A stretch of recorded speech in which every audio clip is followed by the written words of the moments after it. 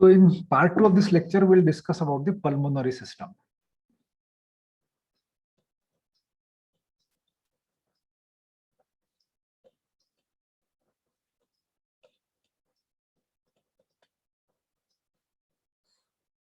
So as I said, this is the second line of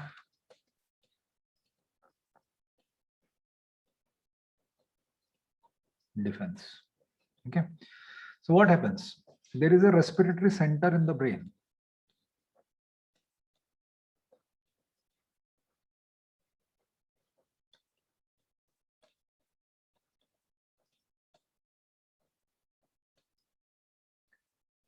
And it is sensitive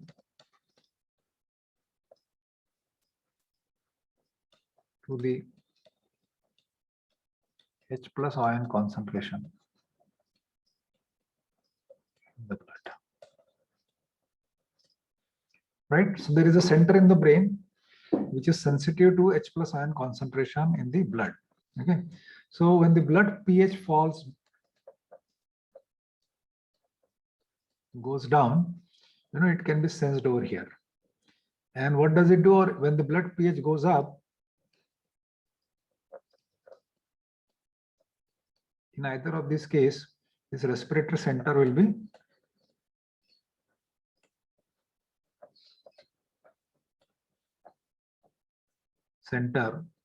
alters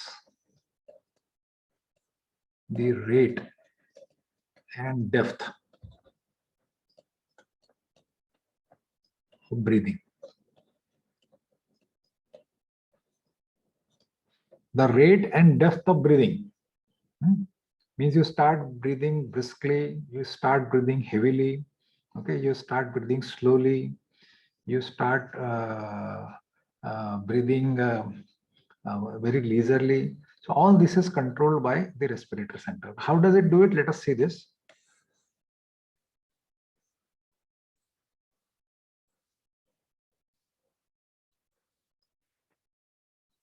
So let's say, for example, immediately after exercise,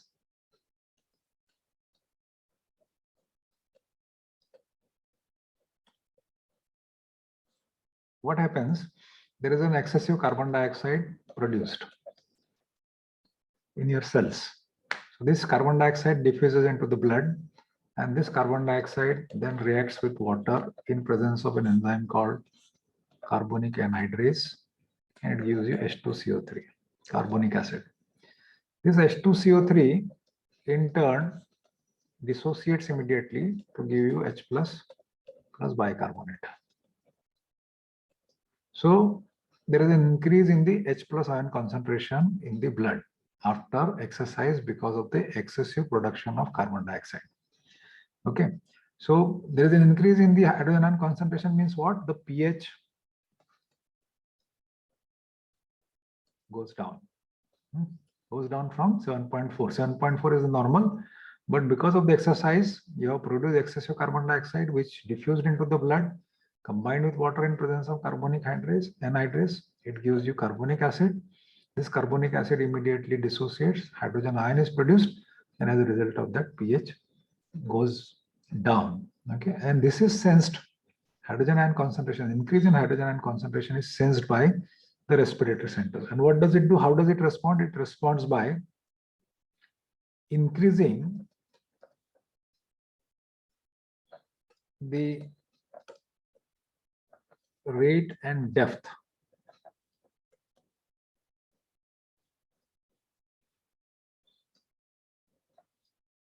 of breathing.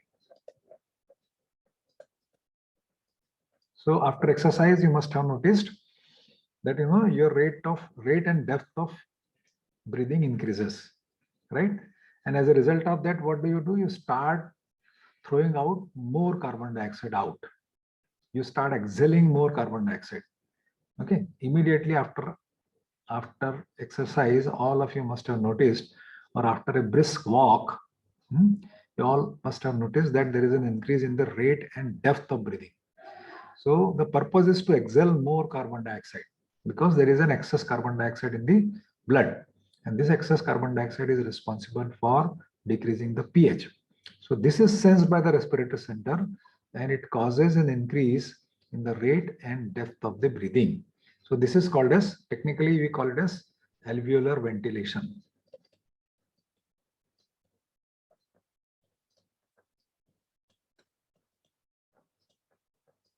Alveolar ventilation increases, right? And when the alveolar ventilation increases, means when the rate and depth of breathing increases, it results in exhalation of more of carbon dioxide. So carbon dioxide level in the blood, in the extracellular fluid, is controlled in this particular way.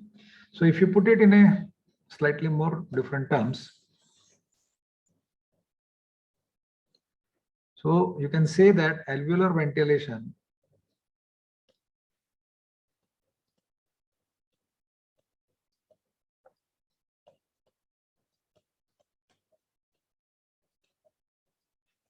is inversely proportional to the level of carbon dioxide in the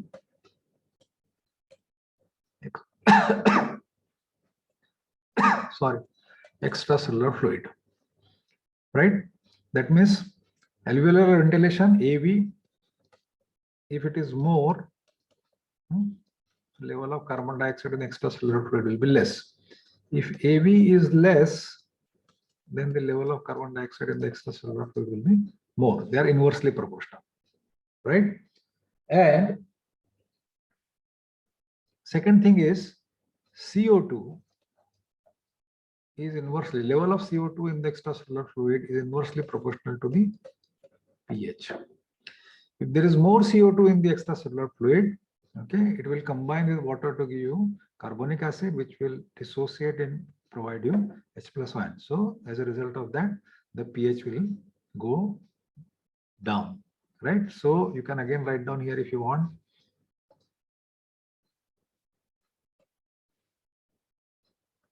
CO2 level more, pH is less. CO2 level less, pH is going to be more, right? You have to very carefully remember these relationships. So if I simplify this equation, so alveolar ventilation AV therefore will be proportional to pH, right? Alveolar ventilation will be proportional to pH. If I have to put it like this, AV is equal to 1 upon CO2. If I replace the value of CO2 here, so AV will be equal to 1 upon pH. That will be AV is equal to pH. Alveolar ventilation will be directly proportional to pH. What does it mean? It means that when alveolar ventilation increases, the pH will increase. And when the AV, alveolar ventilation, goes down, the pH will also go down. Right? Please remember what I am saying. I am repeating it once again. So whenever there is an excess carbon dioxide produced in the system, the reason could be anything. I have given you one example of exercise, that immediately after exercise, because of the excessive metabolism, the carbon dioxide level in the blood increases, and it combines, it diffuses into the blood from the cell, and it combines with water in presence of carbonic anhydrase, gives you carbonic acid. This carbonic acid dissociates, it gives you H plus ion, and as a result of that, H plus ion concentration increases in the blood. That means pH goes down. So this is sensed by the respiratory center, and what does the respiratory center do in turn is that, it increases the alveolar ventilation. It increases the rate and depth of the breathing. So when there is an increase in AV, alveolar ventilation, more of carbon dioxide is thrown out of your body. You exhale more of carbon dioxide. Okay, and as a result of that, the pH, the extracellular fluid pH, is maintained, is controlled, is regulated. Right. So there is an inverse relationship between alveolar ventilation and the amount of carbon dioxide in the extracellular fluid. This is mentioned over here. And I have shown it over here also. Now, there is a inverse relationship between CO2 and pH also, because when there is more of carbon dioxide, the pH goes down. There's more of carbon dioxide in ECF, the pH of the ECF will be less. So there is an inverse relationship. So if you simplify this equation, you come to this particular chart, particular equation. This equation is alveolar ventilation is directly proportional to the pH. So whenever the pH or whenever the alveolar ventilation increases, the pH increases, and whenever the alveolar ventilation decreases, the pH decreases. So depending upon the H ion concentration in the blood, the chemosensitive respiratory center in your brain, it responds accordingly, and it alters your rate of breathing, your depth of breathing, and it takes care of the extracellular body fluid pH, right?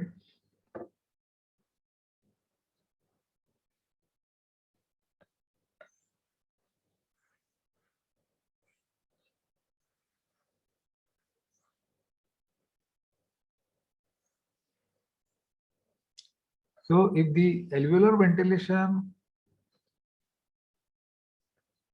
AV, if it increases, it becomes 2 times, twice that of normal.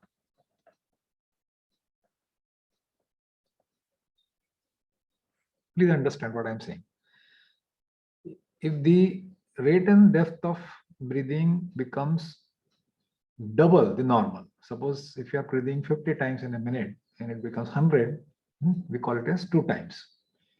So if the rate of breathing becomes twice that of the normal, then in a few minutes, the pH can be brought down by 0.23 units. pH can be brought down by pH of the blood can be brought down by 0.23 units. People have calculated this. So this is the profile. Alveolar ventilation, increase in the alveolar ventilation, there will be a increase in the pH. So pH will increase by 0.23 units, right? Because since there was an excess carbon dioxide, the pH was going down. So by increasing the rate and depth of the alveolar ventilation breathing, what you are doing, you are increasing the pH. So if you make it double, the pH will immediately increase by 0.23 units. Similarly, if alveolar ventilation becomes 1/4 of the normal,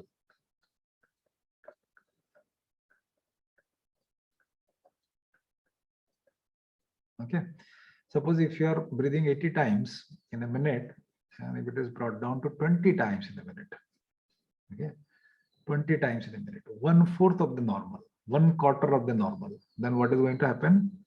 Okay, you are decreasing the alveolar ventilation, so the pH will decrease, and it decreases by a factor of 0.45 units, right? So alveolar ventilation is directly proportional to pH. If you increase the alveolar ventilation and if you make it double, then the pH will increase by 0.23 units. If you decrease the AV and make it 1/4 of the normal, then there will be a drop in the pH of 0.45 units, right? What is the capacity of this pulmonary system?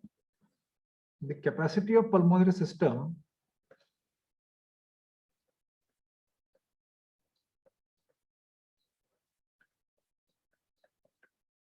in maintaining and regulating, in maintaining the pH of the blood is twice that of all blood buffers combined. So you can imagine blood buffers have a limited capacity. Pulmonary system, सारे buffers, जो 3 buffer system हमने major देखे, वो तीनों buffer system की combined capacity से double capacity pulmonary system की है. So pulmonary system is your second line of what you can say defense against any change, any fluctuation in the extracellular fluid pH. The third system that comes is called as renal system.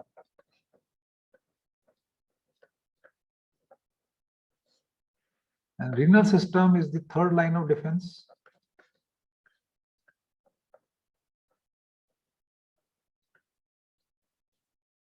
Okay, it has a massive capacity.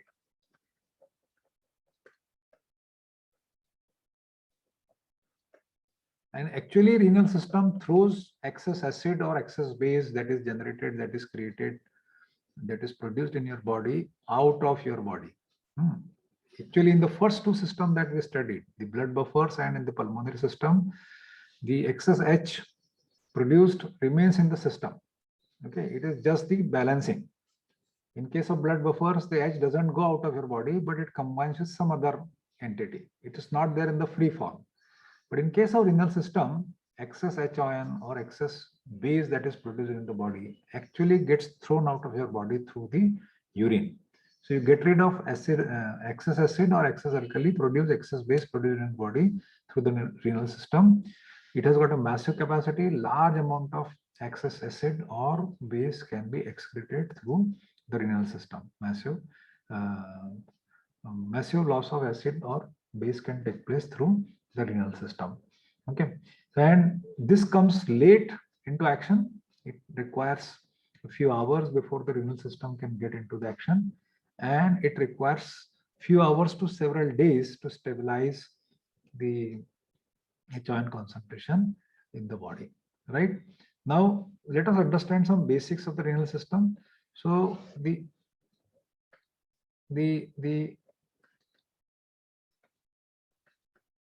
structural and functional unit of kidneys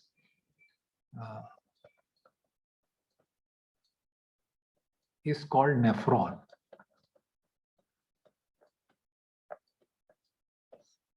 Yeah, you have got two kidneys, and each kidney may have something like 1 million nephrons.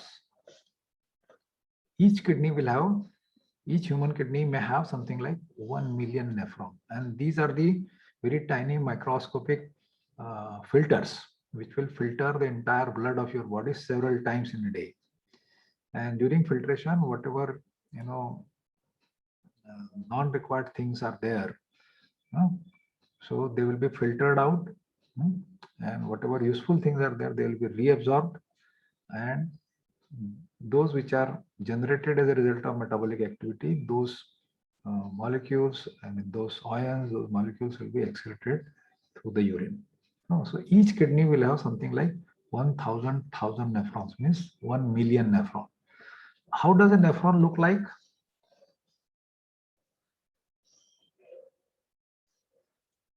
Let me draw a picture for you, and then you will understand it.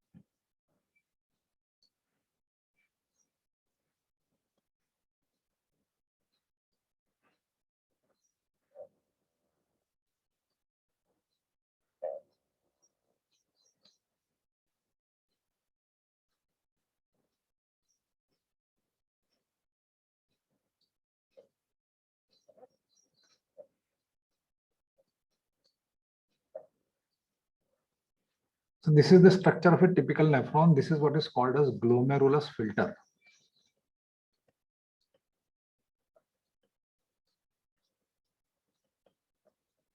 This is called as proximal tubule.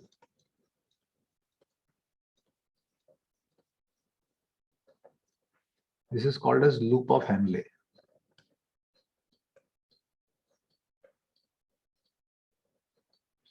This is called as distal tubule. And this is what is called as collecting duct. So there is a very thick network of capillaries here.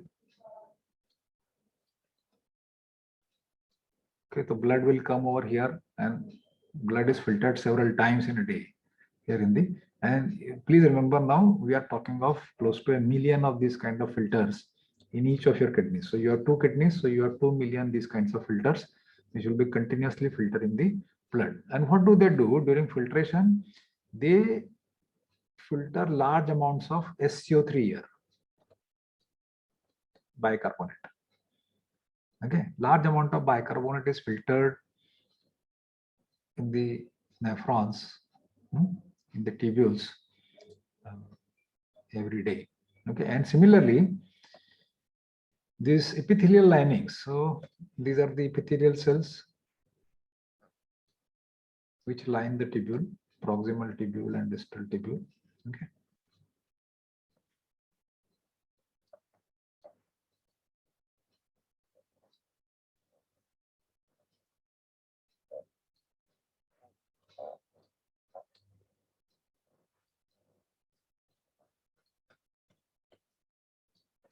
These are the epithelial cells. So they do what these epithelial cells do, they continuously secrete H plus here all along the tubule, proximal tubule, in the loop of Henle. Here also H plus is being continuously secreted.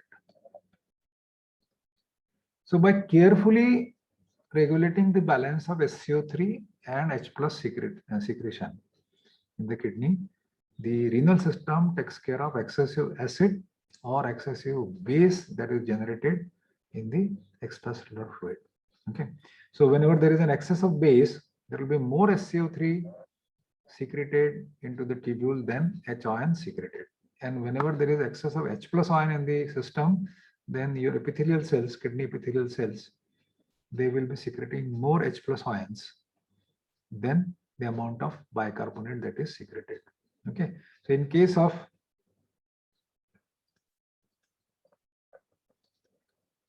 alkalosis, what is going to happen? You will have SCO3 to H plus ion ratio more than 1. And in case of acidosis, the opposite will be true. SCO3 will be less, H plus ions are going to be more, so it will be less than 1. It is as simple as this.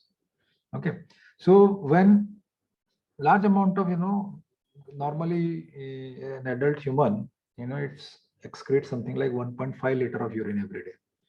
Okay, so whenever this blood is filtered, so it will come down here. Initially, the H ion concentration is not as great here in the proximal tubule, but because of the secretion of H plus ions by the tubular epithelial cells here, slowly the H ion concentration will build up. And by the time it reaches the distal tubule somewhere here, the H ion concentration will become very high. So you can imagine pumping H ion against a huge concentration gradient is going to be challenging. Okay, so H ion secretion in the proximal tubule here, H ion secretion in the proximal tubule here, and some part of the distal tubule here. H ion secretion into the tubular lumen takes place by secondary transport.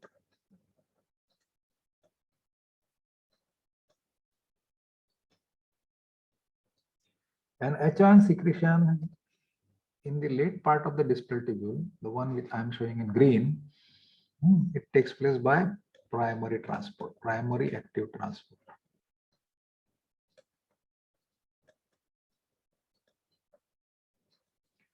Please understand what is the difference. I am repeating it once again. You start filtering blood here.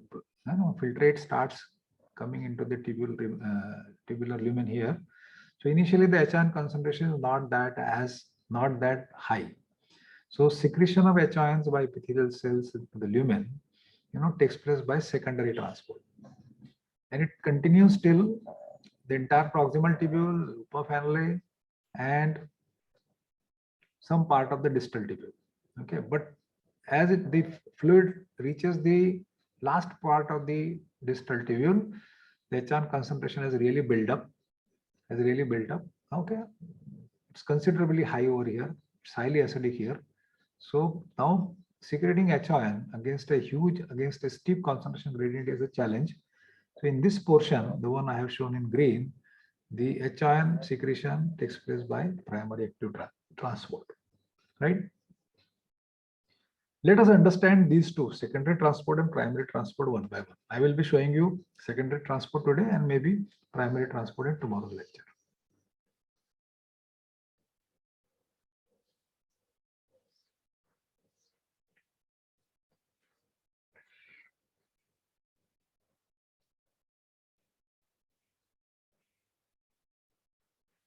So let me draw it once again.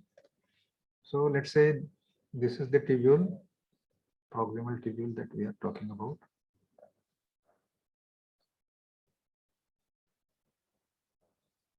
Let me draw it slightly bigger.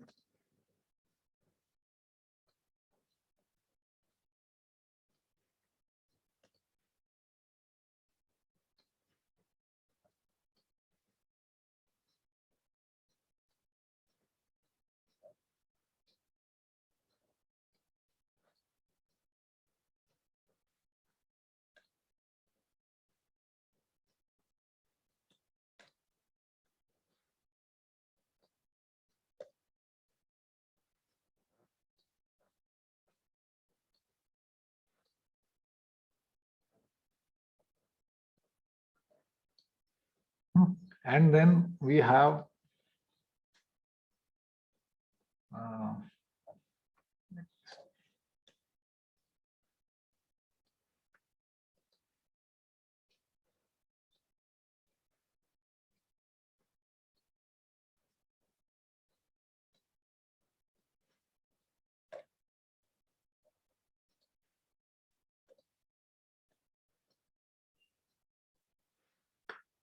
so we have these epithelial cells here.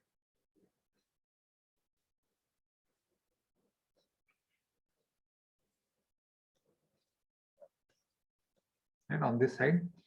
So what happens? This is the extracellular fluid here.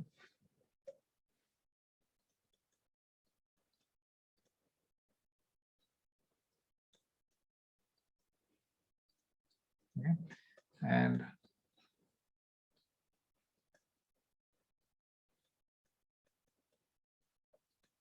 large amounts of bicarbonates and along with sodium. Sodium bicarbonate is filtered, so it comes into the proximal tubule.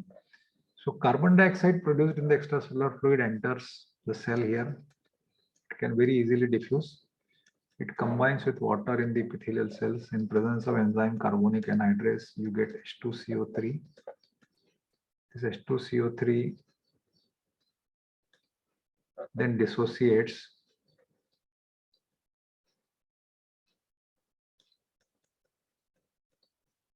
H plus, right?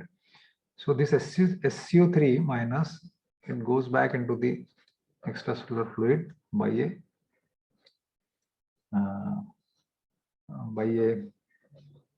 a transport mechanism. This H plus is then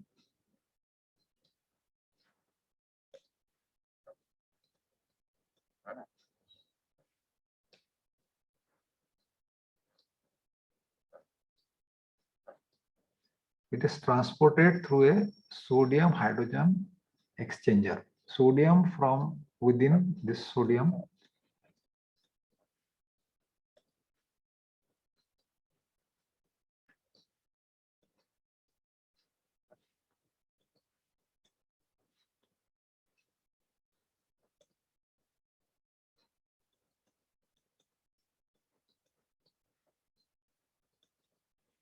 this sodium against a concentration gradient, okay, it will come in over here. Sodium within the cell is less. The sodium here it is more, so not against the concentration gradient. It will flow downhill, and in lieu of a sodium, an H plus ion will get into the tubular lumen. Now, these are epithelial cells. This is tubular lumen, proximal tubule we are talking about.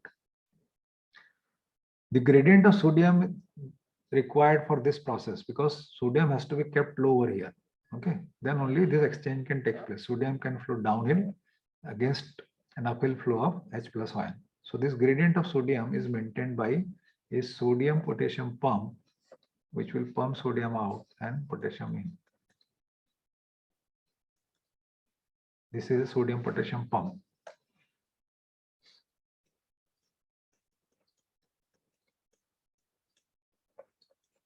Sodium potassium pump. So this sodium potassium pump will continuously pump sodium from within the cell to outside. Okay, and it, as you know now, that it requires hydrolysis of ATP. So the cost of this transport is not directly borne by this exchanger. The cost of this transport of hydrogen across the tubular membrane is borne by the sodium potassium pump. Sodium potassium pump maintains a gradient of sodium so that sodium can get in easily, readily in lieu of an H ion which is secreted across the tubular membrane. This is called as basolateral membrane.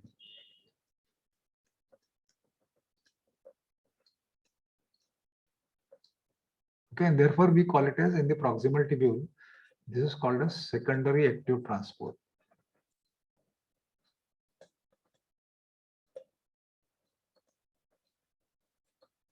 So this H plus will then combine with H2SCO3.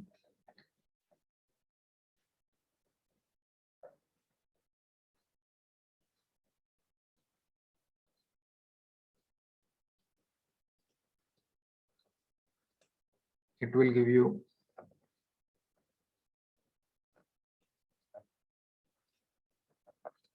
H2CO3, which then dissociates into water and carbon dioxide can then be reabsorbed. So under normal circumstances, this is what happens. Okay, whenever there is more of H plus in the extracellular fluid here, there is more H plus, then this body, these epithelial cells will secrete more H plus than what can be combined with SCO3 minus. Okay, otherwise there is a balance. The amount of H plus secreted are equal to the amount of SCO3 minus, so it will combine, CO2 will be reabsorbed. Okay, but when there is more of H plus in the extracellular fluid, that means the pH has gone down, then more of H plus will be secreted into the tubular lumen than the amount of SCO3 which are filtered. And as a result of that, excess H plus will be secreted into the urine. Excess H plus will be secreted in the urine. And if there is the pH, the person is suffering from alkalosis, that means the pH has gone up, that means the H ion concentration has gone down, then the amount of H plus ion secreted is going to be less than the amount of SCO3 filtered into the lumen. And as a result of that, there will be an excess SCO3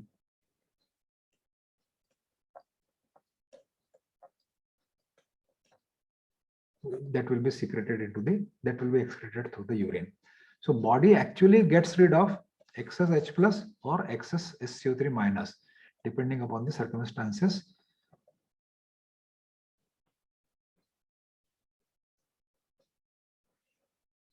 When the blood pH is low, body will get rid of excess H plus through the renal system by excreting acidic urine. And when the person is suffering from alkalosis, that means H plus H ion concentration has decreased, then body will get rid of that excess alkalinity by excreting more of SCO3, means basic urine, alkaline urine. Okay, so it has got this in proximal tubule is called as secondary active transport. In proximal tubule, it is called as secondary active transport because the cost of secreting H plus ion by the sodium proton exchanger or sodium hydrogen exchanger is not borne directly. Rather, the cost of this transport is borne by the sodium potassium pump, which builds up a gradient of sodium. Therefore, we call it as a secondary active transport. All right. So I'll be discussing about the